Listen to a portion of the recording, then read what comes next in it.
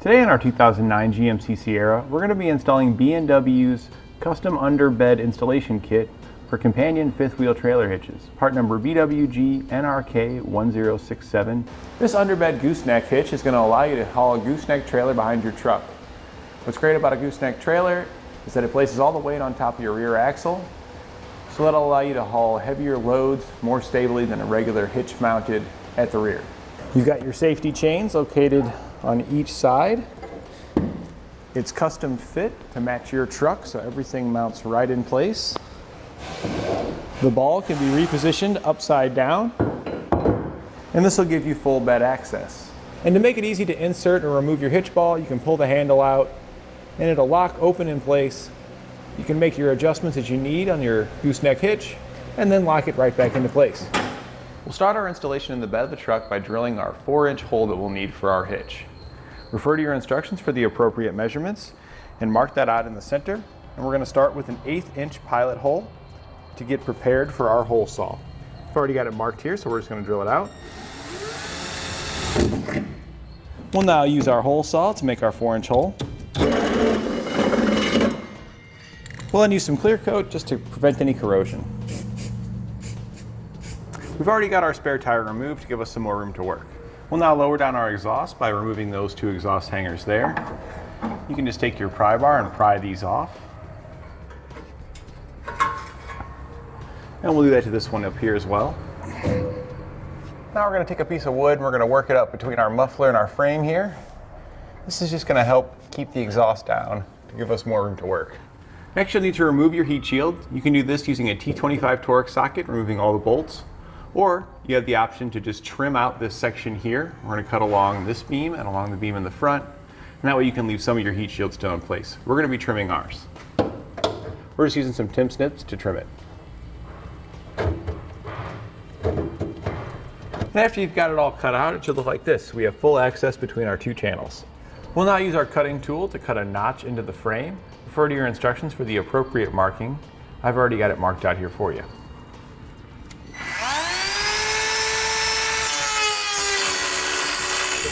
We'll now install our front rail. You want to make sure that the bolt holes are facing towards the rear of the vehicle when you install it. This is just going to slide through that notch that we just cut. We want to push it all the way across to the opposite side. Then we're going to push it towards the front. Next, we'll slide in our rear bracket. That's this one here. Now, if you look at the holes, they are going to be offset to one side. We want the holes to be offset towards the bottom, so it'll be angled like this once it's installed.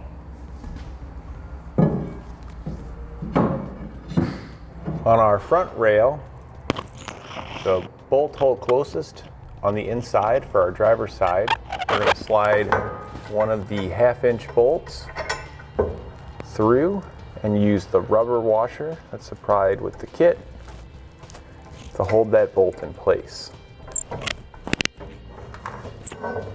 We'll now lift our center section into place, making sure that it lines up with our hole.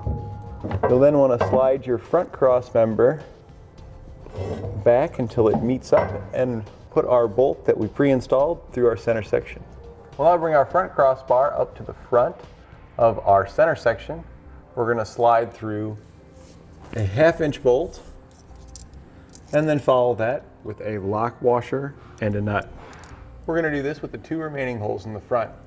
Then on the back side, we're going to install a 1/2-inch bolt with a lock washer and flat washer and thread it into the rear cross member.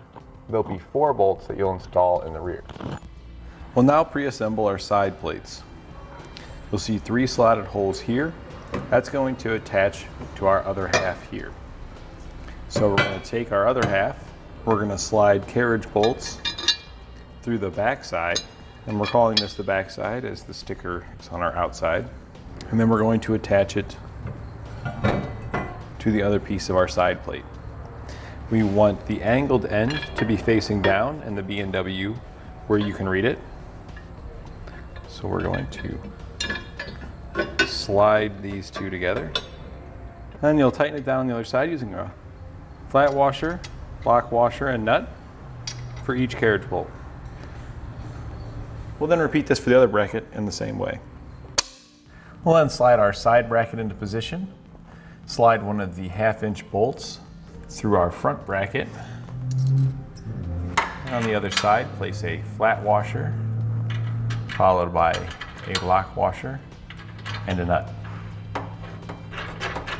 In our rear, we're going to place 1/2-inch bolt followed by a lock washer and a flat washer. Now on your driver's side, your side bracket may have a module that you'll need to relocate. If it doesn't, you'll repeat it just like we did on the other side. But if you do have this module blocking this hole here, you'll need to remove these 2 bolts with a 10mm socket. We'll then use this bracket on the inside of the frame to push that module out away so we can get our hardware installed. We've now taken our module. We're going to thread the bolts back into the module. We'll slide our bracket in place and tighten the hardware back down. And we can now position our bracket back in place. We can now install our bracket on the driver's side just like we did on the passenger side.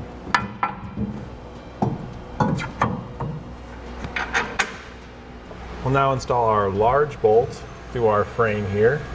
So we're going to take the big bolt, slide on one of the flat washers. We're going to come from the inside out through our bracket.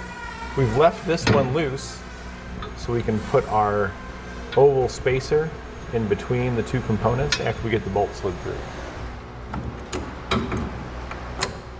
We'll slide it through our side bracket, put on a lock washer, followed by a nut. On our other side, we're going to do the same thing, we just don't have to worry about the relocation bracket for that small module component. We'll now need to install our U-bolts. These are going to clamp on the inside of the frame and go through these 2 holes here, facing outward. You want to make sure that you don't clamp any wiring or anything inside of this. So if there's any wiring, such as this one right here, we may have to unclip this and move it out of the way so we don't pinch any wiring between our U-bolts and our frame and bracket. Once the U-bolt's through both of your holes, on the other side, you're going to place on a lock washer, followed by a nut. We can now go back and tighten and torque all of our hardware to the specifications found in our instructions. We'll tighten down all of our smaller bolts with 3/4-inch sockets and wrenches. And we'll tighten down our large bolt with a 1 1/8-inch socket and wrench. We'll then torque all of our hardware to the specifications found in our instructions. We're now going to drill out our holes for our safety chain loops. We're going to be drilling the holes closest to our receiver tube, and we need to drill those out to a 1/2-inch size. And then if you want, you can go back up top and clean them up. And now to prevent those holes from causing any corrosion, we're going to use some clear coat to seal them up. We'll then drop our safety chains down in our holes, and we can install our springs and nuts on the bottom side. On each leg of the U-bolts, we're going to slide on a spring and follow that with a locking nut. We'll then just tighten down these nuts until they're flush with the bottom of the bolt. We're going to use a 19mm socket to tighten them down. We'll now slide our release handle down in through our hitch. We'll take our rod.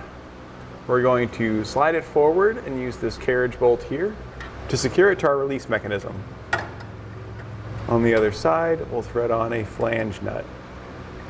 We'll then tighten it down with a 1/2-inch wrench. We'll now put our exhaust back up, and then you take the piece of wood out that you had holding it down, and then slide your hangers back into position. Now put your spare tire back up. And that completes our installation of B&W's custom underbed installation kit for companion 5th wheel trailer hitches on our 2009 GMC Sierra.